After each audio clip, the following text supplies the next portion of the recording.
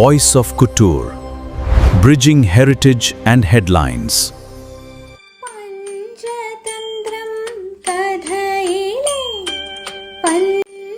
Namaskaram. This is Radhakrishna Couture with Voice of Couture, Bridging Heritage and Headlines. വിൺചന്ദ്രലേഖയൊരപ്സരസ്ത്രീ സാമ്യമകന്നോരുദ്യാനമേ കൽപകോദ്യാനമേ നിന്റെ കഥകളി മുദ്രയാം കമലദളത്തിലെൻ്റെ ദേവിയുണ്ടോ ദേവി സാമ്യമകന്നോരുദ്യാനമേ. നളചരിതത്തിലെ അദ്ദേഹത്തിന്റെ പിടിപാടാണത്. നളചരിതത്തിലെ ശ്ലോകമാണ് അത്, പദമാണത്. സാമ്യമകന്നോരുദ്യാനം. പിന്നെ വയലാറിനെ കുറിച്ച് എഴുതിയിട്ടുണ്ട്. ഉണ്ടായിരുന്നു വയലാർ ഒരു കാറ്റുപോലെ, ചെന്തെങ്കിൽ നല്ലൊരു ഇളനീര് കുലച്ച പോലെ. അതുപോലെ തന്നെ വയലാറിന്റെ ശാസ്ത്രം സഞ്ചരിക്കുകയാണ് ഞാൻ ഏവം സയൻസിന്റെ കഞ്ചുകമണിഞ്ഞും കൊണ്ട് എന്നാണ്. മലയാളത്തിന്റെ എക്കാലത്തെയും ഭാവനാസമ്പന്നനായ കവി ശ്രീ വയലാർ രാമവർമ്മ നമ്മെ വിട്ടുപിരിഞ്ഞിട്ട് 50 വർഷം പിന്നിട്ടിരിക്കുന്നു. വയലാറിന്റെ സ്മരണ നിലനിർത്തുവാനായി ഏർപ്പെടുത്തിയിട്ടുള്ള വയലാർ അവാർഡിന്റെ 50ാം വാർഷികം ആഘോഷിക്കുകയാണ് കേരളം. ഈ അവസരത്തിൽ വയലാറിന്റെ കവിതകളെയും പാട്ടുകളെയും ഒക്കെ പറ്റി വോയിസ് ഓഫ് കുട്ടൂർ ഒരു ഓർമ്മച്ചെപ്പ് തുറക്കുകയാണിവിടെ. എന്നോടൊപ്പം അധ്യാപകനും മലയാളത്തിന്റെ യുവ കവിയുമായ ശ്രീ സുമേഷ് കൃഷ്ണനാണുള്ളത്. ശ്രീ സുമേഷ് കൃഷ്ണൻ പ്രശസ്തനായ ഒരു യുവ കവിയാണ്. അദ്ദേഹം 2024 ഇന്ത്യൻ റിപ്പബ്ലിക് ദിന സർവഭാഷാ കവി സമ്മേളനത്തിൽ മലയാളത്തെ പ്രതിനിധീകരിച്ച് പങ്കെടുത്ത യുവ കവിയാണ്. അദ്ദേഹത്തിന് നമ്മുടെ പ്രതിഭാധനരായ എല്ലാ കവികളെ കുറിച്ചും സാഹിത്യകാരന്മാരെ കുറിച്ചും ഒക്കെ ഒരുപാട് പറയാനുണ്ട്. ഇവരിൽ പലരുമായിട്ടുമൊക്കെ അദ്ദേഹത്തിന് അടുപ്പമുണ്ടായിരുന്നു. ചെറുപ്പമാണെങ്കിലും ഈ അടുത്ത കാലത്ത് നമ്മെ വിട്ടുപിരിഞ്ഞ ONVയുമായിട്ടും സാനുമാഷുമായിട്ടും ഒക്കെ വളരെ അടുത്ത ബന്ധം പുലർത്തിയിരുന്ന ആളാണ്. നമുക്ക് സുമേഷിനെ ഈ പോഡ്കാസ്റ്റിലേക്ക് സഹർഷം സ്വാഗതം ചെയ്യാം.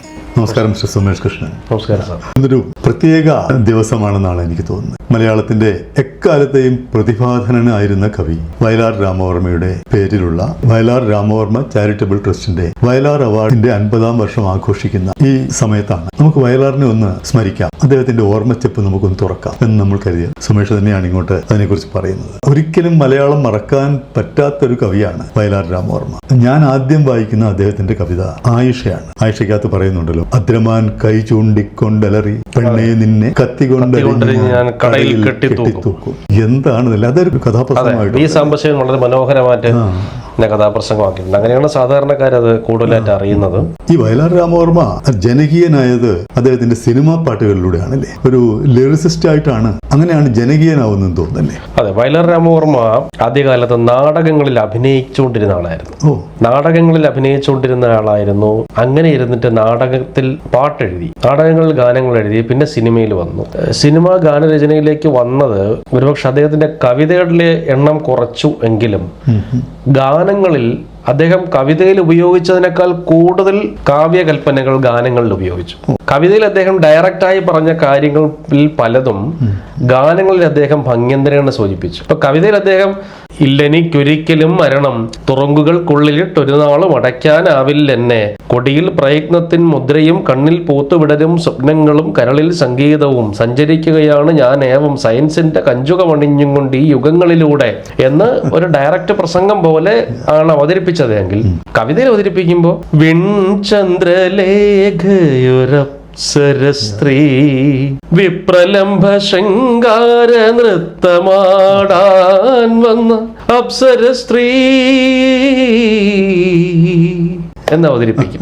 കിഴക്കുന്ന നിലാവ് വരുന്നു എന്ന് അല്ല അദ്ദേഹം പറയുന്നത് ഗാനത്തിൽ.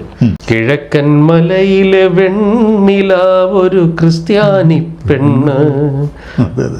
അങ്ങനെയാണ് അദ്ദേഹത്തിന്റെ ഒരു ഗാനങ്ങളുടെ രീതി. ഈ നേരിട്ട് കവിതയിൽ പറയുന്ന പലതും അദ്ദേഹം വളരെ സൂക്ഷ്മമായി ഒതുക്കം ചെയ്ത് ഗാനങ്ങളിൽ പറഞ്ഞു. ഉദാഹരണത്തിന്, സാമ്യമകന്നോരുദ്യാനമേ കൽപകോദ്യാനമേ നിന്റെ കഥകളി മുദ്രയാം കമലദളത്തിലെൻ്റെ ദേവിയുണ്ടോ ദേവി സാമ്യമകന്നോരൊരു ധ്യാനമേ. നളചരിതത്തിലെ അദ്ദേഹത്തിന്റെ പിടിപാടാണത്. നളചരിതത്തിലെ ശ്ലോകമാണ് അത്, പദമാണത്. സാമ്യമകന്നോരു ഉദ്യാനം എന്ന് പറയുന്നത്, മറ്റൊന്നിനോട് ഉപമിക്കാൻ പറ്റാത്തത്. മലയാളത്തിൽ അതിന് അനന്വയം എന്നൊരു അലങ്കാരമുണ്ട്. അനന്വയം എന്ന് വെച്ചാൽ ഒന്നിനോട് മാത്രമേ ഉപമിക്കാൻ പറ്റൂ. EMSനോട് ഉപമിക്കാൻ പറ്റൂ, വേറൊരാളോട് ഉപമിക്കാൻ പറ്റൂല. പനമ്പള്ളി ഗോവിന്ദമേനോട് ഉപമിക്കാൻ പറ്റും, ഇടശ്ശേരിയോട് ഉപമിക്കാൻ പറ്റൂ. അത്തരത്തിൽ കടലിനോട്, ആകാശത്തോട് എന്ന് പറയുന്ന പോലെയാണ് അനന്വയാലങ്കാരം. വയലാറിനോട് മാത്രമേ ഉപമിക്കാൻ പറ്റൂ. അതെ, അത് എസ് രമേശൻ നായരുടെ ഓർമ്മ ദിവസമായിരുന്നല്ലോ ഇന്നലെ. എസ് രമേശൻ നായർ പിന്നെ വയലാറിനെ കുറിച്ച് എഴുതിയിട്ടുണ്ട്. ഉണ്ടായിരുന്നു വയലാർ ഒരു കാറ്റുപോലെ, ചെന്തെങ്കിൽ നല്ലൊരു ഇളനീര് കുലച്ച പോലെ എന്ന് പറഞ്ഞിട്ട് ഗംഭീരമായിട്ട് എഴുതിയിട്ടുണ്ട് വയലാറിനെ കുറിച്ച് രമേശൻ നായർ സാറ്. പിന്നെ പുരസ്കാരങ്ങൾക്കൊക്കെ അപ്പുറം നിൽക്കുന്ന ഈ കവിയെ എന്നാണ് ഇനി കേരളം തിരിച്ചറിയാൻ പോകുന്നതെന്നാണ് ചോദ്യം. സത്യത്തിൽ ഈ വയലാർ അവാർഡ് രൂപീകരിക്കുന്നത്, വയലാർ സ്മാരക ട്രസ്റ്റാണ് വയലാർ അവാർഡ് കൊടുക്കുന്നത്, വയലാർ മെമ്മോറിയൽ ട്രസ്റ്റ്. ഇതിലേക്ക് എത്തിയത് എനിക്ക് തോന്നുന്നു അതുകൊണ്ട് നമ്മളിപ്പോൾ ഓർക്കണമല്ലോ, വയലാർ രാമവർമ്മ മരിച്ചതിന് ശേഷം ആ കുടുംബത്തിന് സഹായങ്ങളൊക്കെ ചെയ്തതിന് ശേഷം C. അച്യുതമേനോനും നമ്മുടെ സിനിമാ അഭിനേത്രിയായ മാലാ പാർവതിയുടെ അച്ഛൻ CV. ത്രിവിക്രമനും AK. ആന്റണിയും PK. വാസുദേവൻ നായരും ഇവരെല്ലാരും കൂടെ ചേർന്നിട്ടാണ്, മലയാറ്റൂർ രാമകൃഷ്ണനും ഇവരെല്ലാരും കൂടെ ചേർന്നിട്ടാണ് സത്യത്തിൽ വയലാർ അവാർഡ് രൂപീകരിക്കുന്നത്. അന്നത്തെ 1 ലക്ഷം രൂപ ഒരു ബാങ്കിൽ നിക്ഷേപിച്ചിട്ട് അതിന്റെ പലിശ അതിന്റെ പലിശ എടുത്തിട്ടാണ് ഇത് ചെയ്യുന്നത്. വയലാറിനെ കുറിച്ച് ഓർക്കാൻ ഇങ്ങനെ ഒരു ഇത് വേണം എന്ന് പറഞ്ഞു. വയലാർ അവാർഡിന്റെ രീതികളെന്ന് വെച്ചാൽ ഭയങ്കര രസകരമാണ്. ഈ 250ഓളം പേർക്ക് പേപ്പർ അയക്കും. എനിക്കിപ്പോ കത്ത് വന്ന് കിടപ്പുണ്ട് കൃതികൾ നിർദ്ദേശിക്കാൻ. ഈ 250 പേര് നിർദ്ദേശിക്കും. അതിൽ നിന്ന് വീണ്ടും ഒരു 50 പേർക്ക് അല്ലാതെ അയക്കും. അവര് വീണ്ടും നിർദ്ദേശിക്കും. അതിൽ നിന്ന് 10 പേർക്ക് അയക്കും. ഈ വയലാർ കവിതകളിലെ അല്ലെ വയലാറിന്റെ സൃഷ്ടികളിലെ ഏറ്റവും സ്വാധീനിച്ചത് ഏതൊക്കെ കവിതകളാണ്, ഏതൊക്കെ ഗാനങ്ങളാണ്? വയലാറിൻ്റെ എന്നെ സ്വാധീനിച്ചത് വയലാറിന്റെ ശാസ്ത്രബോധം. സാധാരണ ഒരു ഓർത്തഡോക്സ് ഫാമിലിയിൽ ജനിച്ചു വളർന്ന ഒരാളിനെ സംബന്ധിച്ച് സർവവും ഈശ്വരനിൽ അർപ്പിക്കുന്നൊരു രീതിയായിരിക്കും. വിശേഷിച്ചും വയലാർ രാമവർമ്മയാണ്. അതിന് അദ്ദേഹം തന്നെ അധ്വാനത്തിന് വിയർപ്പാണ് ഞാനെന്ന കവിതയിൽ നിരാകരിച്ച് സംസാരിച്ചിട്ടുണ്ട്. വയലാറിനെ പോലെ സംസ്കൃതം പഠിക്കുകയും ഏറ്റുമാനൂർ ശിവക്ഷേത്രത്തിൽ തുടർച്ചയായി വർഷങ്ങളോളം ഭജനമിരിക്കുകയും ചെയ്ത ആളാണ് വയലാർ. അങ്ങനെയാണ് ഈ പുരാണ വേദോപനിഷത്തിൽ മുഴുവൻ പഠിക്കുന്നത്. അങ്ങനെയാണ് കാരൂര് നീലകണ്ഠപിള്ളയുമായിട്ടുള്ള സൗഹൃദം ഉണ്ടാവുന്ന അവിടെ വെച്ചാണ്. കമ്മ്യൂണിസ്റ്റ് ആണെങ്കിലും കമ്മ്യൂണിസ്റ്റ് ആവുന്ന പിന്നെ വയലാർന്ന് കേൾക്കുമ്പോൾ നമ്മൾ എപ്പോഴും വയലാറിന്റെ സമരവീര്യമാണ് പുന്നപ്ര വയലാർ സമരത്തിന്റെ അന്നാണ് അദ്ദേഹത്തിന്റെ ചരമദിനം. ആലോചിച്ചോണം. പിന്നെ ഈ രക്തസാക്ഷി ദിനത്തിന്റെ അന്ന്, വയലാർ രക്തസാക്ഷി ദിനത്തിന്റെ അന്നാണ് അദ്ദേഹത്തിന്റെ ഓർമ്മ ദിവസം. അത് കാലം കാത്തു വെച്ചൊരു ഇതായിരിക്കും. ഏറ്റുമാനൂർ അമ്പലത്തിൽ ഭജന ഇരുന്നിട്ട് 11:30-12 മണിക്ക് അമ്പലം അടയ്ക്കും. അതിനുശേഷം വൈകുന്നേരം വരെയുള്ള സമയം ചെലവഴിച്ചിരുന്ന കാരൂർ നീലകണ്ഠപിള്ളയോടൊപ്പം അതിന്റെ പരിസരത്തെ ലൈബ്രറിയിലാണ്. കാരൂരിന്റെ മകള് സരസ്വതി അമ്മയുമായിട്ട് വയലാറിന് അഗാധമായ സഹോദര്യ സൗഹൃദം ഉണ്ടായിരുന്നു. കാരൂരിന്റെ മകള് ഒരു പുസ്തകം എഴുതിയിട്ടുണ്ട്, ഓർമ്മയിൽ ചന്ദനഗന്ധം പോലെ എന്നാണ് പുസ്തകത്തിന്റെ പേര്. അത് ഒരേ സമയം അച്ഛനെ കുറിച്ചാണ് പറയുന്നതെങ്കിലും അതിന്റെ ഇടയിൽ അച്ഛനുമായി കണക്ട് ചെയ്യപ്പെട്ട ആളുകളെല്ലാം തകഴിയെയും കേശവദേവനെയും ബഷീറിനെയും ഒക്കെ 7:30 പൊന്നാനെ കാണാൻ രാവിലെ വളരെ ഭക്തിയോടുകൂടി രാവിലെയും തൊഴുത് വൈകുന്നേരവും തൊഴാൻ നിൽക്കുന്ന ബഷീറിനെ കുറിച്ചൊക്കെ പറയുന്നുണ്ട്.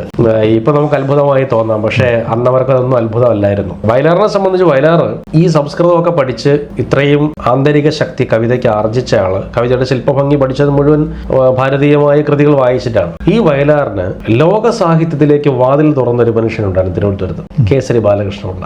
കേസരി ബാലകൃഷ്ണപിള്ളയാണ് പറഞ്ഞത് മഹാവിഷ്ണു സൗദി അറേബ്യയിലെ രാജാവായിരുന്നു എന്ന് കേസരി ബാലകൃഷ്ണപിള്ള. കാരണം ദിനാറാണ് കോടിശതം എന്ന് വാൽമീകി രാമായണത്തിലുണ്ട്. 100 കോടി ദിനാറ് വാങ്ങിയിട്ട് കല്യാണം കഴിക്കുന്ന ശ്രീരാമനെ കുറിച്ച്. അപ്പൊ അങ്ങനെയാണെങ്കിൽ ഇദ്ദേഹം രാജാവായിരിക്കണമല്ലോ.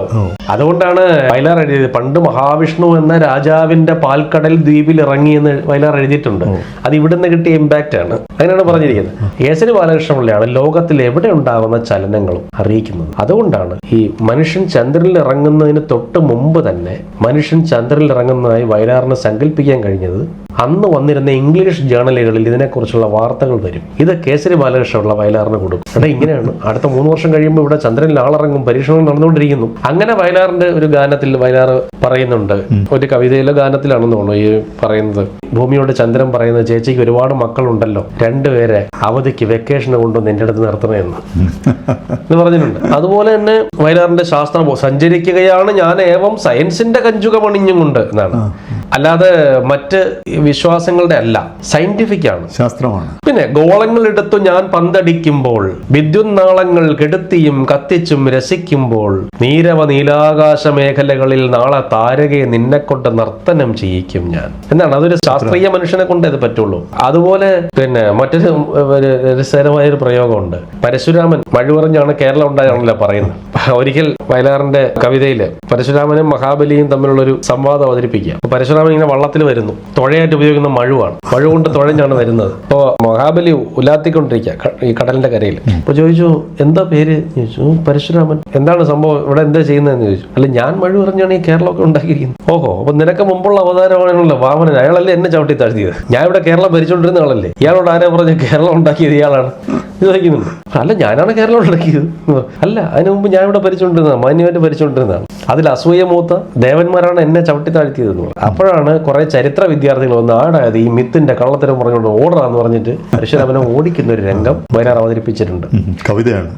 കവിതയിൽ അവതരിപ്പിച്ചിട്ടുണ്ട്. വയലാറിനെ പോലെ ഈ 18 പുരാണങ്ങളിലും അഗാധ ജ്ഞാനം ഉണ്ടായിരുന്ന ഒരു എഴുത്തുകാരനെ സംബന്ധിച്ച് ഈ രീതിയിലല്ലായിരുന്നു വരേണ്ടിരുന്നത്. പക്ഷെ വയലാറിന്റെ ശാസ്ത്രബോധം, യുക്തി, ലോജിക്കാണ് വയലാറിനെ കൊണ്ട് അത് ചെയ്യിച്ചത്. ഒരു മഴ നീട്ടി എറിഞ്ഞാൽ ഒരു ഭൂപ്രദേശം ഉണ്ടാവില്ല എന്ന ലോജിക്ക് വയലാറിന്റെ കവിതയിൽ. ഇതെല്ലാം സിംബോളിക് ആയിരിക്കണമല്ലോ, സിംബോളിക് ആയിരിക്കണം. ഈ മഴ എറിഞ്ഞ് കേരളം ഉണ്ടാക്കിയെന്ന് പറയുന്നത് എന്ന് വെച്ചാൽ യുദ്ധം കൊണ്ട് വെട്ടിപ്പിടിച്ചു എന്ന് തന്നെ വിചാരിക്കണം.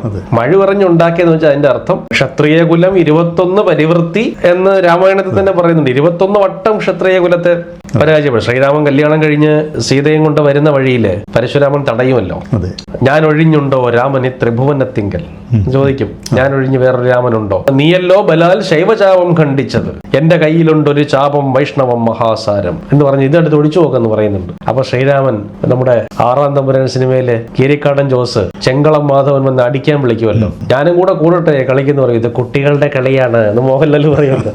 അപ്പൊ അതുപോലെ പറഞ്ഞു, എന്താണ്, ചൊല്ലഴും മഹാനുഭാവന്മാരായുള്ള ജനം വല്ലാതെ ബാലന്മാരോട് ഇങ്ങനെ തുടങ്ങിയാൽ ആശ്രയം എന്തോന്നുള്ളു ഞങ്ങൾക്ക് ഭൃഗുപതേ, ആശ്രമ കുലധർമ്മം എങ്ങനെ പാലിക്കുന്നു ചോദിക്കും. നിങ്ങളെപ്പോലെ വലിയ തപശക്തിയുള്ള മഹാനുഭാവന്മാരൊക്കെ നമ്മളെപ്പോലുള്ള 12 വയസ്സും 13 വയസ്സുമായ പിള്ളേരോടൊക്കെ ഇങ്ങനെ തുടങ്ങുന്നത് ശരിയാണോ എന്ന് പറഞ്ഞ് ഇറങ്ങുകയും തേരിന്നിറങ്ങുകയും ജ്വലിച്ച തേജസ്സോടും എടുത്തു വേഗത്തോടെ വലിച്ച് കുലച്ച് നിറച്ച് നീക്കുകയും ചെയ്യുന്നുണ്ട്. എന്നിട്ട് പറയുന്നത് രാമാസ്ത്രം നിഷ്ഫലമാകില്ല, അവിടെ എനിക്ക് ലക്ഷ്യം കാണിച്ചു തരണമെന്ന് പറയും. പരശുരാമൻ പറയുന്ന ഒരു ലക്ഷ്യം, കാണിച്ചു കൊടുക്കുന്ന ലക്ഷ്യം, ഞാൻ ഇന്നോളം എന്റെ ബ്രഹ്മചര്യത്തിന്റെ തുടക്കം മുതൽ ഇന്നോളം ആർജിച്ച തപശക്തിയുടെ കഴുത്ത് ഇത് മുറിക്കാനാണ് പറയുന്നത്. അങ്ങനെ ആ തപശക്തിയിലേക്ക് അമ്പ ചെയ്ത് മുറിക്കുന്നു എന്നാണ് പറയുന്നത്. തപശക്തി എന്നൊരു കൺസെപ്റ്റാണ്. ആ തപശക്തിയിലേക്ക് അമ്പ ചെയ്ത് മുറിച്ചിട്ട് പിന്നെയും തപസ് ആർജിക്കാൻ വേണ്ടി തിരിച്ചു പോകുന്നതാണ് കഥ. എന്ന് വെച്ചാൽ ഇപ്പോഴത്തെ പരിസ്ഥിതി പറയുമ്പോൾ ഡോണ്ട് അണ്ടർ എസ്റ്റിമേറ്റ് ഗുണ്ടോസ് എന്ന് പറയുമല്ലോ. കൊച്ചാണെന്ന് കരുതി ബലമില്ല എന്ന് വിചാരിക്കരുത്, ശക്തി ഇല്ല എന്ന് വിചാരിക്കരുത്. അപാരമായ ശക്തി ഉണ്ടാകാം. അതിന്റെ പ്രത്യേകത ഈ സെൻസിബിലിറ്റി ഒക്കെ വയലാറിനുണ്ട്. വളരെ ഫിലോസോഫിക്കലായിരുന്നു വയലാറിന്റെ കവിത.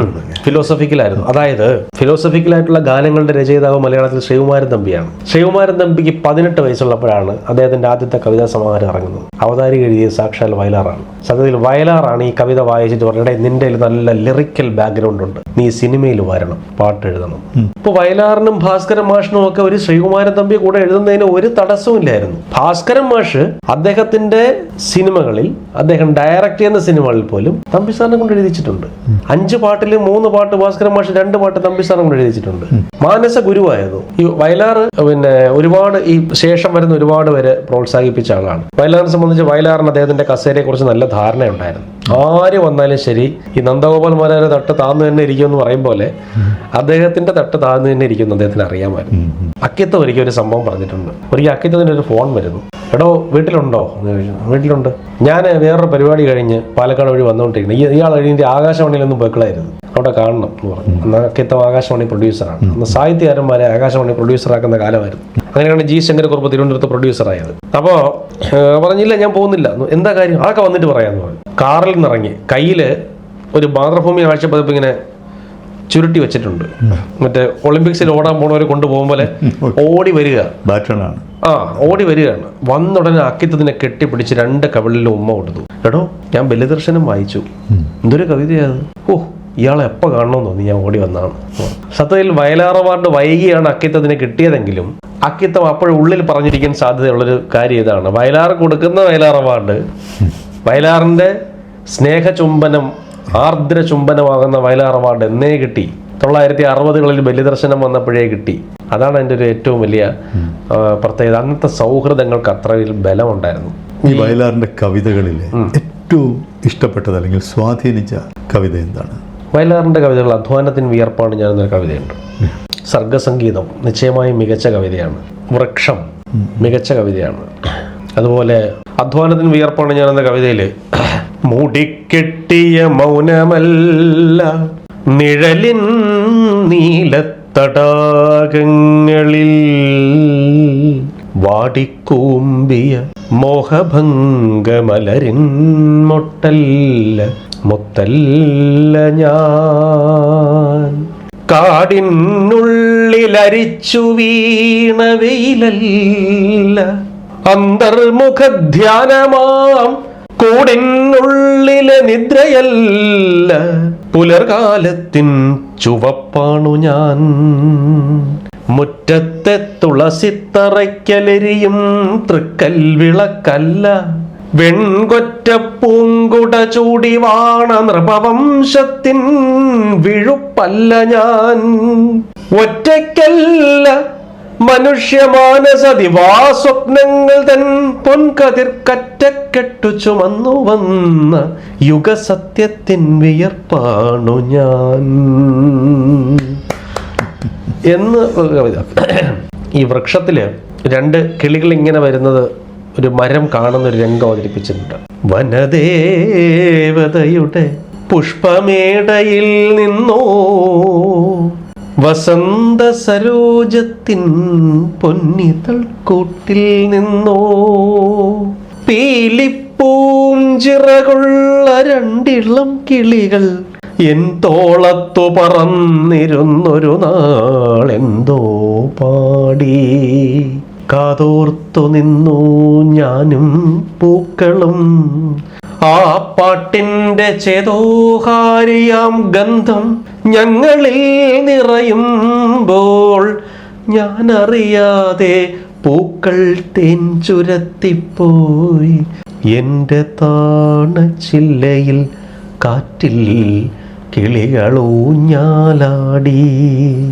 എന്നിലക്കൈകൾ കിളിക്കൂടുകളായി എൻ്റെ അന്തരിന്ദ്രിയങ്ങളിൽ സംഗീതം കുളിർ കോരി ഉറക്കെ പാടാൻ തോന്നി പാട്ടുകൾ എന്നാത്മാവിന്നറകൾക്കുള്ളിൽ കിടന്നങ്ങനെ ശ്വാസം മുട്ടി. ഭാരമായ കവിതയാണ്. വയലാറിന്റെ ഒരു ഗാനം അദ്ദേഹത്തിന്റെ ആദ്യകാല ഗാനങ്ങളിലൊന്നാണ് തുമ്പി തുമ്പി വാവ. ദൂരദർശനില് ചലച്ചിത്ര ഗാനങ്ങൾ ഒരിക്കൽ ഭാസ്കരൻ മാഷ് അവതരിപ്പിച്ചപ്പോ 94 ഞാൻ കണ്ടതാണ്. അപ്പുറത്തെ വീട്ടിലെ ടി വിയിൽ നിന്ന് കണ്ടതാണ്. അന്ന് എൻ്റെ വീട്ടിൽ TV ഇല്ല. എൻ്റെ പ്രിയപ്പെട്ട സുഹൃത്ത് വയലാർ രാമവർമ്മയുടെ തൂലികയിൽ നിന്ന് വളർന്നു വീണ തുമ്പി തുമ്പി വാവ എന്ന ആ ഗാനം ശാന്ത പി നായർ ഇവിടെ ആലപിക്കുന്നു എന്ന് പറഞ്ഞിട്ടാണ് ഭാസ്കരൻ മാഷ് അവതരിപ്പിച്ച്. എനിക്ക് ഉറങ്ങുന്ന തൊട്ടിൽ അല്ലേ, ഞാൻ ആ വേർഡിങ്സ് ഒക്കെ മറന്നു. അത് കൊച്ചി കോട്ടകൾ കണ്ടു, എൻ്റെ അച്ഛനെ അവിടെ കണ്ടു, കാഴ്ചകൾ പലതും കണ്ടു നടന്നൊരു കാര്യം അച്ഛൻ അറിഞ്ഞു. കാര്യം അല്ല, കാര്യം. അത് ചങ്ങമ്പുഴയുടെ സ്വാധീനമുണ്ട് അവർക്കൊക്കെ. കാരണം ഈ ഞാലിപ്പൂവൻ പഴമെത്ര സാധുള്ളതായിരിക്കും എന്നാണ് ചങ്ങമ്പുഴ എഴുതിയത്. മലയപ്പുലേന്റെ പിള്ളേരാ പറയുന്നത്, മലയാളം MA PhD കാരല്ല. അപ്പോ സ്വാദുള്ളതെന്ന് പറയില്ല, സാധുള്ളതായിരിക്കും. ഈ സ്വാദിനേക്കാൾ രുചിയുണ്ട് സാദിന്, അതറിയാം. അതാണ് കൊളോക്കിയൽ ലാംഗ്വേജിന്റെ ഒരു ഭംഗിയാണ്. വയലാറിലും അതുണ്ട്, ഒരുപാടുണ്ട്. ഭാസ്കരൻ മാഷിലുണ്ട്. പിന്നെ ഇവരൊക്കെയുള്ള പ്രത്യേകത ഗാനത്തിലായാലും ശരി, ആ ഏത് സന്ദർഭമാണ്, ഇത് ഏത് നായകന്റെ വിദ്യാഭ്യാസ യോഗ്യത എന്താണ്, ഇതൊക്കെ അറിഞ്ഞിട്ടാണ് ഈ പാട്ട് എഴുതുന്നത്. അതൊക്കെ സ്ക്രിപ്റ്റ് റൈറ്ററോട് ചോദിക്കും. ഉദാഹരണത്തിന് പൊൽത്തിങ്കൾക്കല പൊട്ടു തൊട്ട ഹിമവൽ ശൈലാദ്രി ശൃംഗത്തിൽ എന്ന് നാരദൻ പാടുന്നതായിട്ട് ONV സാർ എഴുതിയിട്ടുണ്ട് കുമാരസംഭവത്തിൽ. അതേ കുമാരസംഭവത്തിൽ അപ്പുറത്തെ മുറിയിൽ ദേവരാജ മാഷ് പാട്ടെഴുതിക്കാൻ ഇരുത്തിയിരിക്കുകയാണ് വയലാറിനെ. ഓംകാരം ഓംകാരം ആദിമമന്ത്രം അനശ്വരമന്ത്രം, അപ്പുറത്തിരുന്ന് വയലാർ എഴുതുക. ആലോചിച്ചോ, രണ്ടുപേർക്കും ഒരേ സബ്ജക്റ്റ് കൊടുത്തിരിക്കുക നാരദനെ കൊണ്ട് പാടിക്കാൻ വേണ്ടിയിട്ട്. രണ്ടുപേരും രണ്ട് രീതിയിലാണ് എഴുതിയത്. പക്ഷെ അത് നാരദനായോണ്ടാണ് അങ്ങനെ. എന്നാൽ ഇതേ ONV സാറ് തന്നെ നേരം പെയ് എല്ലാരും പെയ്യല്ല കുഞ്ഞിക്കിളിയെ പൈങ്കിളിയെ വെക്കം വെക്കം ചെല്ലെന്ന് എന്നെഴുതിയിട്ടുണ്ട്.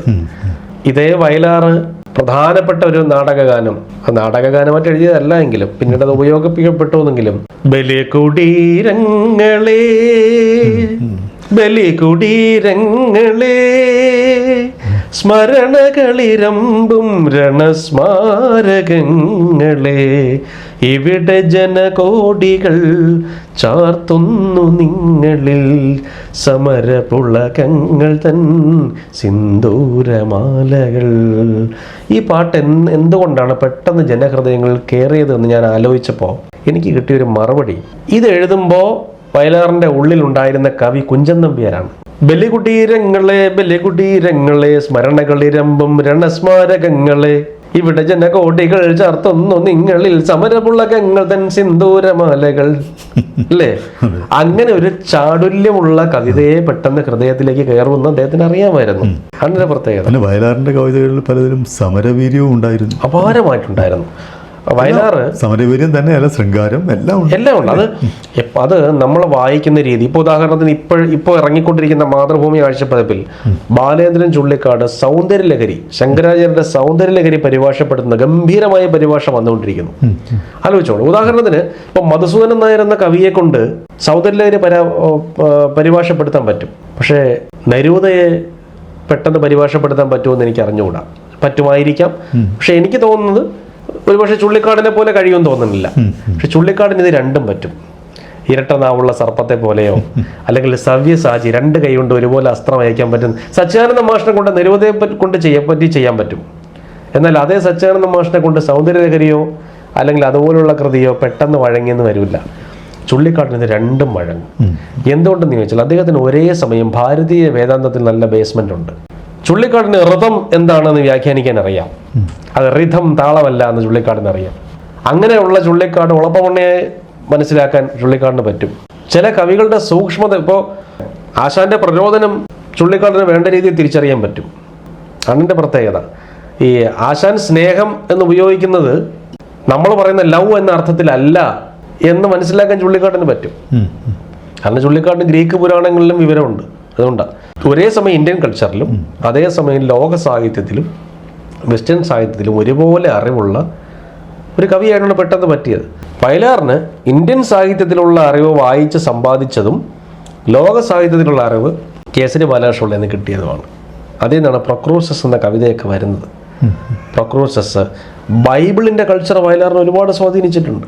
ബൈബിളിൻ്റെ കൾച്ചർ, അതായത് കൽക്കുരിശുകൾ കണ്ടു, കാൽവരിമല കണ്ടു, മുൾക്കിരീടങ്ങൾ കണ്ടു, മാലാഖമാരെ കണ്ടു, ബാറബാസിനെ, പീലാത്തോസിനെ, ജൂഡാസിനെ, മേരി മഗ്ദലനയെ, ക്ലാഡിയസിനെ കണ്ടു.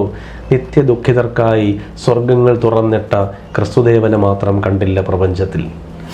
ആരെയാണോ കാണേണ്ടത് ആ ആളിനെ കാണുന്നില്ല. പിന്നെ മനുഷ്യൻ മതങ്ങളെ സൃഷ്ടിച്ചു. അതിനാണ് അത് കേന്ദ്ര ഈ ദേശീയ അവാർഡ് കിട്ടുന്ന സമയത്ത് ഇത് എഴുതിയ കവിയെ ഒന്ന് കാണണം എന്നാണ് ആ ജൂറി ആവശ്യപ്പെട്ടത്. അത്ര മികച്ച, അതായത് അതിൽ മികച്ച കാവ്യകൽപ്പന ഉണ്ടോ എന്ന് ചോദിച്ചാൽ നമുക്കില്ല എന്നേ പറയാൻ പറ്റും. പക്ഷെ അതിനകത്ത് ആ ഡയറക്റ്റായി പറയുന്നതിൻ്റെ ഉള്ളിലുള്ള അപാരമായ ആഴം, മനുഷ്യനും മതങ്ങളും ദൈവങ്ങളും കൂടി മണ്ണ് പങ്കുവയ്ക്കുകയും മനസ്സ് പങ്കുവയ്ക്കുകയും ചെയ്യുന്നതാണ് അതിൻ്റെ പ്രത്യേകത. ഗംഭീരമായ ഒരുപാട് അഗ്നിപർവ്വതം പുകഞ്ഞു, ഭൂചക്രവാളങ്ങൾ ചുവന്നു, പിന്നെ മൃത്യുവിൻ്റെ ഗുഹയിൽ പുതിയൊരു രക്തപുഷ്പം വിടർന്നു എന്നാണ്. എത്രയോ കവിത അങ്ങനെ. ഈ വയലാറിൻ്റെ കവിതകളിലുള്ള ഏറ്റവും വലിയ പ്രത്യേകത, വയലാറ് ഈ ഒരു അശ്വമേധം നടത്തുകയാണ് സത്യത്തിൽ കവിതയിലൂടെ. വയലാറിനെ എം കൃഷ്ണൻ നായർ സാറ് വയലാറും ONV ബി ഭാസ്കരനും ഒക്കെ ചങ്ങമ്പുഴയുടെ മാറ്റുള്ളി കവികളാണെന്ന് വിളിച്ച് കളിയാക്കി. ഭാസ്കരൻ മാഷ് തിരിച്ചൊന്നും പറഞ്ഞില്ല, കാരണം ആകാശവാണിയിലെ പ്രൊഡ്യൂസറാണ്, പത്രത്തിൽ വാർത്ത വരും തിരിച്ചു പറഞ്ഞാൽ. ONV സാർ ഒന്നും പറഞ്ഞില്ല, കാരണം തൊട്ടെതിരെയുള്ള കോളേജിൽ ഒരുമിച്ച് പഠിപ്പിക്കുകയായിരുന്നു കൃഷ്ണൻ നായർ സാറും ONV സാറും ഒക്കെ. പക്ഷെ വയലാറിന് അങ്ങനെയുള്ള യാതൊരു വിധമായ നോട്ടവുമില്ല. വയലാർ കവിതയിൽ മറുപടി കൊടുത്തു. ദന്തഗോപുരമെന്ന് വിളിച്ചു രക്തത്തിന്റെ ഗന്ധമുള്ളൊരു കൊച്ചു മൺകുടിലിന് നിങ്ങൾ. എന്നിട്ട് പറഞ്ഞു, കാട്ടിലെ കതിർകാണാ കിളി പാടിയാൽ മുളങ്കൂട്ടിലെ തത്തമ്മയ്ക്കും നൊമ്പരം വിതുമ്പിയാൽ വന്നലച്ചിടും പിന്നെ മറ്റൊന്നായി രൂപം കൊള്ളും എന്നിൽ ഗാനവും വിതുമ്പലും എന്ന് പറഞ്ഞു. എന്നിലെ കേൾക്കും ശബ്ദം ഈ പ്രപഞ്ചത്തിൻ പ്രതിസ്പന്ദനമാണ്, അങ്ങനെ മാറ്റുലെ കവിയായി ഞാൻ എന്ന് മറുപടി കൊടുത്തു. അതുപോലെ ഒരു മാറ്റുലി കവി എന്ന കവിതയിലാണ് പറയുന്നത്, ഒരു മാറ്റുലി കവി വന്നു നിൽക്കുന്നു മുന്നിൽ, ഒരു മാറ്റുലി കവി, ഗോപുരം കാവൽക്കാരെ, ടിക്കറ്റ് ഇല്ല, ഒരു കോംപ്ലിമെന്ററി പാസ് ഇല്ല, എനിക്ക് ഈ കലാക്ഷേത്രത്തിന്റെ ഹൃദയം കാണാൻ മോഹം. ഗോപുരം കാവൽക്കാരൻ പറഞ്ഞു, തിരിച്ചു നീ പോവുക, ബഹുമതി മുദ്രയില്ലല്ലോ കയ്യിൽ, കേന്ദ്ര സാഹിത്യ അക്കാദമി അവാർഡില്ലല്ലോ, തിരിച്ചു പോവാൻ. കവി ഞാൻ, അതിനൊരു കയ്യൊപ്പ് നൽകാൻ ആരുണ്ട് ഇവിടെ സാഹിത്യത്തിൻ തമ്പുരാക്കന്മാരായി. ഇന്നലെ സിംഹാസനമിട്ടിരുന്നവരെല്ലാം ഇന്നിന്റെ മുറ്റം തൂപ്പുകാരായി കഴിഞ്ഞില്ലേ. അന്നവർ സമ്മാനിച്ച ദാനമുദ്രയും കൊണ്ട് തെണ്ടിയാൽ ഒരു തുള്ളി ദാഹനീർ കിട്ടാതായി എന്ന് പറയുന്ന ഒരു രസകരമായ അനുഭവമുണ്ട്. കാരണം ഞാൻ കവിയാണ് എന്ന് പറഞ്ഞ ടാഗോർ എഴുതിയല്ലോ, അമീ കവി. ചിത്രകാരനായിരുന്ന, നടനായിരുന്ന, നാടകകൃത്തായിരുന്ന, കാവ്യരചയിതാവായിരുന്ന, പണ്ഡിതനായിരുന്ന, ഋഷിയായിരുന്ന, സ്വാതന്ത്ര്യസമര സേനാനിയായിരുന്ന, മനുഷ്യസ്നേഹിയായിരുന്ന ടാഗോറിനോട് ചോദിച്ചല്ലേ എന്തായിട്ട് അറിയപ്പെടാനാണ് ആഗ്രഹം എന്ന് ചോദിച്ചു. അമ്മീ കവി, ഞാൻ കവിയാണ് എന്നറിയപ്പെടാനാണ് ആഗ്രഹം. അതിൻ്റെയൊക്കെ ഒരു തുടർച്ച ഇവരിലൊക്കെ ഉണ്ടായിരുന്നു. അത്തരത്തിൽ ഞാൻ കവിയാണ് എന്നും അതിന് ആരുടെയും ദാനമുദ്രയുടെ ആവശ്യം എനിക്കില്ല എന്നും അങ്ങനെ ഒരു ബഹുമതി മുദ്ര കൊടുത്തിട്ട് കാര്യമില്ല എന്നും അങ്ങനെയൊന്നും ആരും നിലനിന്നിട്ടില്ല. സാധാരണക്കാരൻ്റെ മനസ്സിലാണ് കവി നിലനിൽക്കുന്നത്. മനുഷ്യ മസ്തിഷ്കത്തോടല്ല, മാംസത്തോടല്ല, മനസ്സിനോടെ കാവ്യഹൃദയം സംസാരിക്കൂ എന്ന തിരിച്ചറിവ് ഈ വയലാറ് ഒരേ സമയം സാഹിത്യകാരന്മാരുടെയും സാധാരണക്കാരുടെയും കവിയായിരുന്നു. അതെ അതെ, അത് മാത്രമല്ല, അത് ഇപ്പോൾ വയലാറിനെ സംബന്ധിച്ച് വയലാറിൻ്റെ കുടുംബത്തോട് ഇന്നും സാധാരണക്കാർക്ക് ആ സ്നേഹമുണ്ട്. വയലാറിൻ്റെ മകൻ ശരത്തേട്ടൻ എന്നോട് പറഞ്ഞാണ്, ഒരു പരിപാടിക്ക് പോയിട്ട് വരുന്ന വഴിക്ക് എന്നോട് പറഞ്ഞാണ്, വയലാറിൻ്റെ കുടുംബത്തിന് സാമ്പത്തിക ബാധ്യതയുണ്ട്, കുറച്ച് പൈസ വേണം എന്ന് പത്രവാർത്ത വന്നാൽ പിറ്റേ ദിവസം 3.5 കോടി രൂപ കിട്ടുമെന്ന്. ഓരോ മലയാളി ഓരോ രൂപ വെച്ച് തരുമെന്ന് അദ്ദേഹം പറഞ്ഞു. അപ്പോൾ 3.5 കോടി രൂപ ഉറപ്പായിട്ട് കിട്ടും. അപ്പോൾ ഒരു മലയാളി 10 രൂപ വെച്ച് തന്നാലോ എന്ന് അദ്ദേഹം ചോദിച്ചിട്ടുണ്ട്. അത് തൻ്റെ അച്ഛനോട് അല്ല, ശരത്തേട്ടൻ്റെ ഒരു രസകരമായ അനുഭവമുണ്ട്. ശരത്തേട്ടൻ പ്രീ ഡിഗ്രിക്ക് പഠിക്കാൻ വേണ്ടി, മാർവേനേഴ്സ് പഠിക്കാൻ വേണ്ടി തിരുവനന്തപുരത്ത് വന്ന സമയത്ത് ഈ ഓവർ ബ്രിഡ്ജിൻ്റെ അവിടെ ഭയങ്കര അടി നടക്കുന്നു. അപ്പോൾ ശരത്തേട്ടൻ അന്ന് ഈ പെൻസിൽ പോലെയല്ലേ ഉള്ളൂ, പൊക്കം കുറവാണ്. ഒരു ഘടാഘടിയൻ മനുഷ്യനും വന്ന് ഒറ്റ കൈകൊണ്ട് തൂക്കിയെടുത്ത് SMV സ്കൂളിൻ്റെ മതിലിനകത്ത് കിട്ടും ഇദ്ദേഹത്തിനെ. എന്നിട്ട് അടുത്ത ആളിനോട് പറഞ്ഞു, അതെ വയലാറിൻ്റെ മോനെ ഞാൻ അടുത്ത് അപ്പുറത്തിട്ടിട്ടുണ്ട്, സൂക്ഷിച്ച് നോക്കിക്കോണമെന്ന് പറഞ്ഞു. എന്നിട്ട് ഈ അടിയെല്ലാം കഴിഞ്ഞ് ഈ മനുഷ്യൻ തിരിച്ചു വന്നു, തൂക്കിയെടുത്ത് തിരിച്ചിറക്കി പറഞ്ഞു വിട്ടു, ഇവിടെ നിന്ന് കറങ്ങരുത് കേട്ടോ, അടി നടക്കുന്ന സ്ഥലമാണ്, പൊയ്ക്കോ എന്ന് പറഞ്ഞു വിട്ടു. പാളയത്തെ ഏറ്റവും വലിയ ഗുണ്ടായിരുന്നു ആ മനുഷ്യൻ. പാളയത്തെ നൊട്ടോറിയസ് ക്രിമിനലായിരുന്നു ആ മനുഷ്യൻ. പക്ഷെ ആ മനുഷ്യനെ പോലും, ഒരു നൊട്ടോറിയസ് ക്രിമിനലിന് പോലും വയലാറിന്റെ കുടുംബത്തിനെ അറിയാമായിരുന്നു. വയലാറിന്റെ മകൻ എന്ന് ഫേമസ് ഒന്നും അതായിരുന്നു വയലാർ. ഏത് സാധാരണക്കാരൻ്റെയും, ഏത് റൗഡിയുടെയും, ഏത് ഹൃദയാലുവിൻ്റെ, ഏത് പണ്ഡിതൻ്റെയും മനസ്സിൽ ഒരുപോലെ സ്ഥാനമുള്ള ആളായിരുന്നു വയലാർ രാമവർമ്മ. അതുകൊണ്ടാണ് അദ്ദേഹം മരിച്ച് 50 വർഷമായിട്ട്. നമ്മളൊക്കെ മരിച്ചിട്ട് 16 കഴിഞ്ഞ് അവനെങ്കിലും ഓർക്കുമെന്നു. പക്ഷേ വയലാർ മരിച്ച 50 വർഷം കഴിഞ്ഞിട്ടും എവിടെ പോകുമ്പോഴും വയലാർ, അത് ആരോ എഴുതിയിരുന്നു, ഇന്നും വയലാറിന്റെ ഗാനങ്ങളോട്, സിനിമാ ഗാനങ്ങളോട് കിടപിടിക്കാൻ തക്ക ഗാനങ്ങൾ ഇറങ്ങുന്നുണ്ടോ? സംശയമാണ്. അതൊക്കെ ഓരോ കാലഘട്ടം മാറുമ്പോഴത്തേക്കും വ്യത്യാസം വരും. പക്ഷെ ഇപ്പോഴും മ്യൂസിക്കൽ ഷോകളിൽ, സംഗീത പരിപാടികളിലൊക്കെ വയലാറിന്റെ പാട്ടുകൾ കുട്ടികൾ പാടുന്നുണ്ട്, കൊച്ചുകുട്ടികൾ. വയലാറിന്റെ കവിതകളെല്ലാം കാലാതീതമാണ്. അതെ, അതിനകത്ത് സംസ്കൃത വൃത്തത്തിൽ വയലാർ എഴുതിയ പാട്ടുകളുണ്ട്. മല്ലികാന്നൊരു വൃത്തമുണ്ട്. ആ മല്ലികാ വൃത്തത്തിൽ ലക്ഷണം, ഞാൻ വയലാറിന്റെ ഒരു പാട്ടിന്റെ ഈണത്തിൽ പാടുമ്പോൾ സാറിന് ആ വൃത്തം, ആ പാട്ട് മനസ്സിലാവും, വൃത്തം മനസ്സിലാവും. രംസജം രഭയോഗമി ഗണയോഗമിത്ര ഹി മല്ലിക, മല്ലികാ വൃത്തമാണ്. ചങ്ങമ്പുഴ ഈ വൃത്തത്തിൽ എഴുതിയിട്ടുണ്ട്. ആരു വാങ്ങും ഇന്നാരു വാങ്ങും ഈ ആരാമത്തിന്റെ രോമാഞ്ചം, സ്വർണ ചാമരം വീശിയെത്തുന്ന സ്വപ്നമായിരുന്നെങ്കിൽ ഞാൻ, സ്വർഗസീമകളും വയ്ക്കുന്ന സ്വപ്നമായിരുന്നെങ്കിൽ ഞാൻ. ഇതേ വയലാർ തന്നെയാണ് ചന്ദന പല്ലക്കിൽ വീടു കാണാൻ വന്ന ഗന്ധർവരാജകുമാര, പഞ്ചമി ചന്ദ്രിക പെറ്റു വളർത്തിയ അപ്സര രാജകുമാരി എന്നെഴുതിയത്. അത് പഞ്ചമി ചന്ദ്രിക പെറ്റു വളർത്തിയ, ആലോചിച്ചു. അതാണ് കാവ്യകൽപ്പന എന്ന് പറഞ്ഞത്. പഞ്ചമി ചന്ദ്രികയ്ക്ക് ഒരിക്കലും പ്രസവിക്കാൻ കഴിയില്ല. പഞ്ചമി ചന്ദ്രിക കാണാൻ ഇത്രയും ഭംഗി, അപ്പോഴത് പെറ്റു വളർത്തി അതിന്റെ കുട്ടി എങ്ങനെ ഇരിക്കും? ചെറുശ്ശേരിയുടെ സ്വാധീനമാണ്. ചെറുശ്ശേരി നെൽത്തിങ്കളത്താൻ തൊലിച്ച് ചമച്ചുള്ള എഴുതിയല്ലോ മുമ്പ്. ഈ അർജുനന്റെ സഹോദരി അർജുനന്റെ ഭാര്യ സുഭദ്രയുടെ മുഖം ഉണ്ടാക്കിയിരിക്കുന്നത് ചന്ദ്രനെ എടുത്ത് തോല് പൊളിച്ച് തേനിലലിയിച്ചാണ് എന്ന് ചെറുശ്ശേരി എഴുതിയിട്ടുണ്ട്. ഇതാണ് യൂണിവേഴ്സിറ്റി കോളേജിൽ ഒരു ടീച്ചറെ പഠിപ്പിച്ച ഒരു പയ്യൻ ചോദിച്ചത്, ടീച്ചറെ നീലാംസ്ട്രോങ് ചന്ദ്രനിൽ ഇറങ്ങിയെന്ന് കേട്ടിട്ടുണ്ട്, അത് തൊലിക്കുന്നതിന് മുമ്പാണ് തൊലിച്ചതിന് ശേഷമാണ്. അപ്പോൾ ടീച്ചർ പറഞ്ഞു ഇമാതിരി അരസികന്മാർ എൻ്റെ ക്ലാസ്സിൽ ഇരിക്കണ്ടാവും. അതിൽ സയൻസ് ഇംപ്ലിമെന്റ് ചെയ്യല്ല വേണ്ടത്. പിന്നെ അപ്പൊ തോലിൽ കാണുമ്പോഴേ ഇത്രയും ഭംഗി ചന്ദ്രൻ, അപ്പൊ തോല് പൊളിച്ചാലോ എന്നുള്ളതാണ്. അതുപോലൊരു കൽപ്പനയാണ് ഇതും. അതിൽ ഈ പറഞ്ഞ പാട്ടിൽ വളരെ രസകരമായ വേറൊരു സംഭവമുണ്ട്.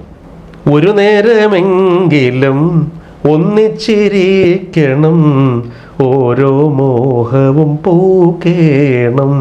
അല്ല, ഓരോ മോഹവും എന്ന് വെച്ചാൽ ഇയാളുടെ മനസ്സിൽ ഇവളോട് ഒരുമിച്ച് ചെയ്യേണ്ട പല മോഹങ്ങളുണ്ട്. അത് ഓരോ മോഹവും പൂക്കേണം എന്നുള്ളത്. അവിടെ വെച്ച് വയലാർ പാട്ട് നിർത്തിയില്ല. അതിൻ്റെ അടുത്ത ഘട്ടമുണ്ട് രസം. പൂക്കും മോഹത്തിൻ കിങ്ങിണി ചില്ലയിൽ പാട്ടും മൂളി ഉറങ്ങേണം. ഈ മോഹങ്ങളൊക്കെ പൂത്തതിന് ശേഷം ഇതിൻ്റെ നിർവൃതിയുടെ ചില്ലയിൽ ആടി രസിക്കണം. അനുഭവത്തിൻ്റെ ഒരു കിക്നെസ് ഉണ്ടല്ലോ, അതിലിങ്ങനെ ലയിക്കണം എന്ന് പറഞ്ഞ് അതാണ് ഭാരതീയ കാവ്യശാസ്ത്രകാരന്മാർ പറഞ്ഞ നിർവേദ സ്ഥായി ഭാവോസ്തി ശാന്തോപി നവമോരസ. അതാണ് സാധനം. 9ാമത്തെ രസം ശാന്തം. അവസാനം ഇതെല്ലാം കഴിഞ്ഞ് നിർവേദ അവസ്ഥയിൽ പത്മരാജൻ ചുമ്മാ അല്ല രതി നിർവേദം എന്ന് പേരിട്ടത്. നിർവേദം എന്ന് വെച്ചാൽ ഈ ക്രീഡയ്ക്കൊടുവിൽ ഒന്നും വേണ്ടാതെ കിടക്കുന്ന, ഒന്നിനോടും ആഗ്രഹമില്ലാതെ സന്യാസ മനസ്സുമായി കിടക്കുന്ന ഒരു നിമിഷം ഉണ്ടാവും. ആണ് നിർവേദാവസ്ഥ. അത് ശാന്തത്തിന്റെ തുല്യമാണ്. അത് ഭരതമുനി കൃത്യമായിട്ട് അത് പറയുന്നു. നവരസങ്ങളിൽ 9ാമത്തെ രസം ശാന്തം. ഈ വയലാറിന്റെ അവസാനത്തെ കവിത ഏതായിരുന്നു? വൃക്ഷം. വയലാറിന്റെ അവസാനത്തെ കവിത. വയലാറിന്റെ അവസാനത്തെ സിനിമാ ഗാനം ഏതായിരുന്നു? അവസാനത്തെ സിനിമാ ഗാനമാണ് ഞാൻ പറയാൻ വന്നത്. നെയ്യാർ ഡാമിൽ വെച്ച് എഴുതിയ ചന്ദ്രകളഭം ചാർത്തിയുറങ്ങും തീരം, ഇന്ദ്രധനുസിൻ തൂവൽ കൊഴിയും തീരം, ഈ മനോഹര തീരത്തു തരുമോ ഇനിയൊരു ജന്മം കൂടി, എനിക്കിനിയൊരു ജന്മം കൂടി. കാട്ടാക്കടയിൽ നെയ്യാർ ഡാം, ഇന്നത്തെ പാറശാല മണ്ഡലം. ഞാൻ പാറശാല MLA CK ഹരീന്ദ്ര സാറിനോട് പറയും, വയലാർ സാറിന്റെ മണ്ഡലത്തിൽ ജനിക്കണമെന്ന് പറഞ്ഞിട്ടാണ് മരിച്ചതെന്ന് ചുമ്മാങ്കിലും പറയാറുണ്ട്. അപ്പൊ അദ്ദേഹമാണെങ്കിൽ ചങ്ങമ്പുഴ കവിതയിലും വയലാർ കവിതയിലും അഗാധ പണ്ഡിതനാണ് CK ഹരീന്ദ്രൻ MLA. അപ്പോൾ അദ്ദേഹം ചിരിച്ചുകൊണ്ട് പറയും, അതൊക്കെ നമ്മുടെ ഒരു ഭാഗ്യമാണ്. വയലാർ അവസാനത്തെ പാട്ട് ഇവിടെ നിന്ന് എഴുതിയത്. അത് പിന്നെ എന്താണ്, വയലാറിന്റെ അവസാനത്തെ കവിത വൃക്ഷമാണ്. അത് വയലാർ എഴുതിയതല്ല, ഫോണിൽ കൂടെ പറഞ്ഞു കൊടുത്തതാണ്. ജനയുഗത്തിന്റെ ഓണപ്പതിപ്പിന് വേണ്ടിയാണെന്നാണ് ഞാൻ കേട്ടിട്ടുള്ളത്. ഫോണിൽ കൂടെ പറഞ്ഞു കൊടുക്കുകയും ഒരു തെറ്റുമില്ലാതെ, ഒരു ആവർത്തനവും ഇല്ലാതെ, ഒറ്റ സ്ട്രക്ചറിൽ ഫോണിൽ കൂടെ പറഞ്ഞു കൊടുത്ത് എഴുതപ്പെട്ട ഒരു കൃതിയാണത്. ഞാൻ 9ാം ക്ലാസ്സിൽ പഠിക്കുമ്പോൾ ഈ കവിത ഞാൻ ഉറക്കെ ചൊല്ലുന്ന, ട്യൂഷൻ സെൻറ്ററിൽ ഉറക്കെ ചൊല്ലുന്ന കണ്ടിട്ട് അപ്പുറത്തെ 8ാം ക്ലാസ് നിശബ്ദമായ ഒരു ഓർമ്മ കൂടി എനിക്കുണ്ട്.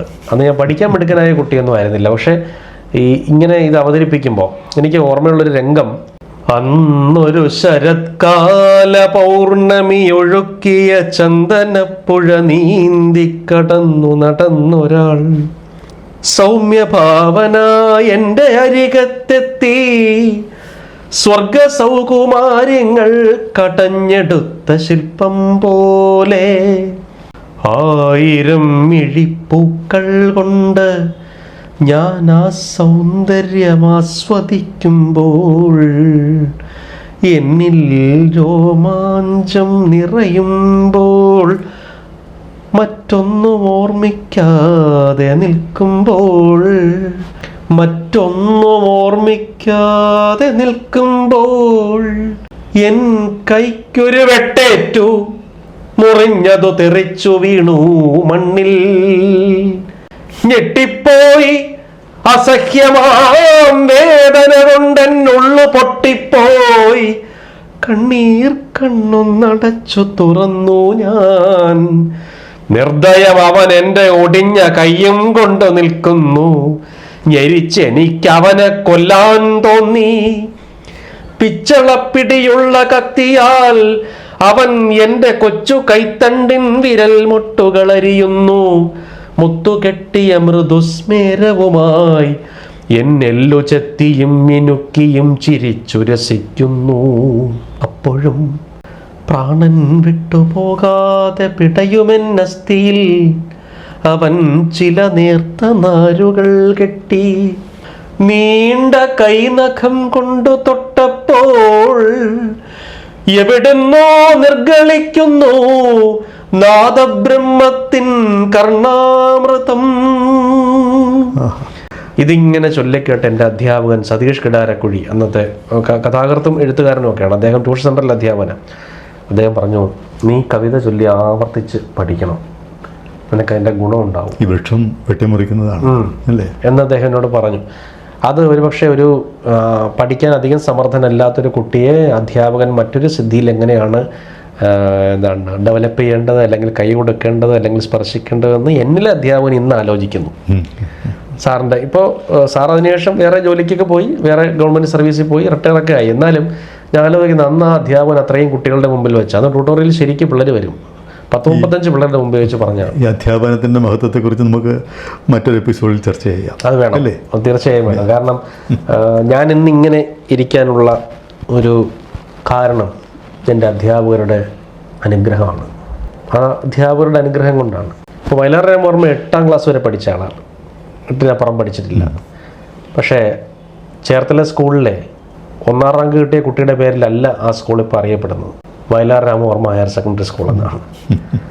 ഇപ്പോൾ 8ാം ക്ലാസ് വച്ച് പഠിത്തം നിർത്തിയ കുട്ടിയാണെങ്കിൽ പോലും ആ കുട്ടി ജ്ഞാനം കൊണ്ട് എത്രമേൽ ഉയർന്നു, കർമ്മം കൊണ്ട് എത്രമേൽ വളർന്നു എന്നുള്ളതിൻ്റെ ഏറ്റവും വലിയ സൂചനയാണ് അത്. വയലാറിൻ്റെ കവിതകളെക്കുറിച്ചൊക്കെ എനിക്ക് ഓർമ്മ, വയലാർ ഒരുപാട് കാലം ജീവിച്ചില്ല, പക്ഷേ ഈ ജീവിച്ച കാലം അത്രയും ഒരുപാട് നൂറ്റാണ്ടിൻ്റെ ജീവിതം ജീവിച്ചു. അങ്ങനെ ഒരു വലിയ കവിയെക്കുറിച്ചാണ് നമ്മൾ സംസാരിച്ചത്. അതാണ് എൻ്റെ ഏറ്റവും വലിയ ധന്യതയും. എൻ്റെ മകള് പറയും വയലാർ ബ്ലൂസ്. വയലാറിൻ്റെ പാട്ടുകൾ, ചില പാട്ടുകളൊക്കെ വളരെ ലാസ്യ ഭംഗി നിറഞ്ഞതാണല്ലോ, അത് വളരെ പൊതിഞ്ഞ്, ഇപ്പൊ നഗ്നതയെക്കുറിച്ചൊക്കെ അദ്ദേഹം പറയുന്നത് വളരെ പൊതിഞ്ഞാണ് സംസാരിക്കുന്നത്. മച്ചകങ്ങളിലെ മഞ്ജുശയ്യയിൽ ലജ്ജ കൊണ്ടു ഞാൻ മൂടും നിന്നെ മൂടാൻ വേറെ ഒന്നും ഉപയോഗിക്കില്ല, ഞാൻ ലജ്ജ മാത്രമേ ഉപയോഗിക്കുള്ളൂ.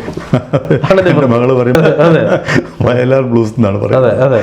കാര്യം അത് അങ്ങനെ ഒരു ഗുണം ഉണ്ടായിരുന്നു. വയലാറിനെ സംബന്ധിച്ച് വയലാറിനെ കുറച്ചുകൂടി ഡയറക്റ്റായിട്ട് പറയാനുള്ള സ്വാതന്ത്ര്യം ഉണ്ടായിരുന്നു. അതുകൊണ്ടാണ് തങ്കഭസ്മ കുറിയിട്ട തമ്പുരാട്ടി നിന്റെ തിങ്കളാഴ്ച നോയമ്പെന്ന് മുടക്കും ഞാൻ, തിരുവില്ലോ മലയിൽ നേദിച്ചു കൊണ്ടുവരും ഇളനീർ കുടമെന്ന് ഉടയ്ക്കും ഞാൻ എന്ന് പറയാൻ കാരണം അത്തരത്തിലുള്ള ഒരുപാട് പ്രത്യേകതകൾ, നേരിട്ട് പറയാനുള്ളൊരു ആർജവവും നേരിട്ട് പറയാനുള്ള സ്വാതന്ത്ര്യവും. കാരണം സർക്കാർ ജോലിയുടെ ഭാരം ഇദ്ദേഹത്തിന് ഇല്ലായിരുന്നു.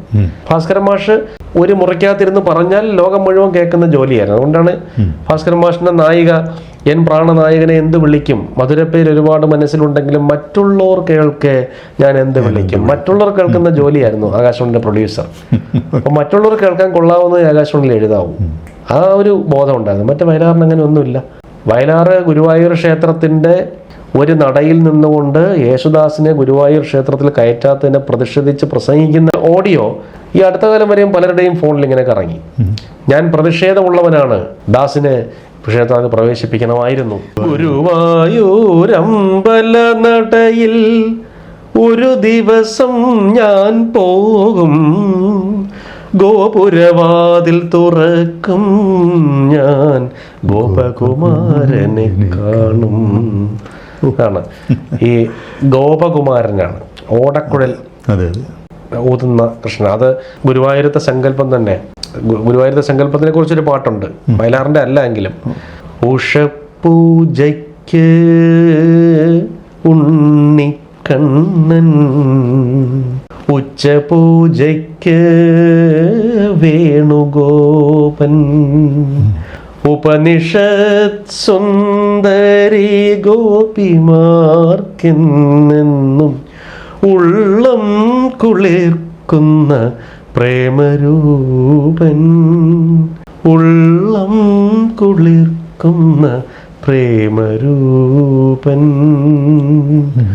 എന്ന് ഒരു പാട്ടുണ്ട്. അത് വയലാറിൻ്റെ അല്ല, അത് എനിക്ക് തോന്നുന്നത് രമേശൻ നായർ സാറിൻ്റെയോ പിന്നെ ചൊവ്വല്ലോ കൃഷ്ണൻകുട്ടിയുടെയോ അങ്ങനെ ആരുടെയോ ആണ്. ഇത്തരത്തിൽ ഓർക്കുമ്പോൾ സത്യത്തിൽ വയലാറിനെ കുറിച്ച് പറഞ്ഞു തീരാത്തത്ര വൈകുന്നേരങ്ങൾ കേരളത്തിൽ ഉണ്ടാകട്ടെ എന്ന് ആശംസിച്ചുകൊണ്ടാണ് ഞാനിത് അവസാനിപ്പിക്കുന്നത്. Thank you so much. ഇത്രയും സമയം നമുക്ക് വയലാറിനെ ഓർക്കാൻ പറ്റി, സ്മരിക്കാൻ പറ്റി.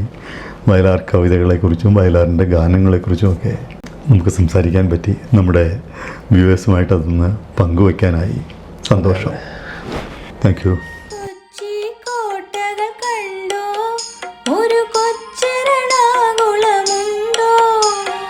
കാഴ്ചകൾ കണ്ടു നടന്നപ്പോൾ എൻ്റെ അച്ഛനെ അവിടെ കണ്ടു.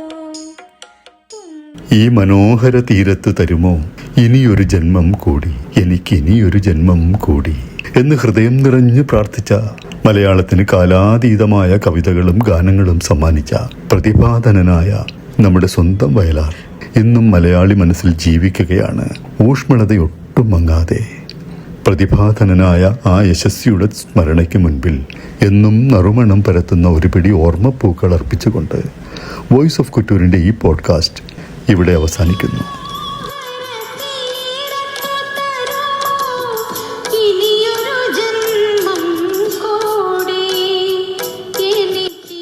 ഈ വീഡിയോ നിങ്ങൾക്ക് ഇഷ്ടപ്പെട്ട് കാണുമെന്ന് കരുതുന്നു. നിങ്ങളുടെ അഭിപ്രായങ്ങളും നിർദ്ദേശങ്ങളും വോയിസ് ഓഫ് കുറ്റൂരിൻ്റെ കമൻറ്റ് ബോക്സിൽ രേഖപ്പെടുത്താനും മറക്കല്ലേ. ഇനി മറ്റൊരു പുതിയ വീഡിയോയുമായി താമസിയാതെ തിരികെ എത്താം.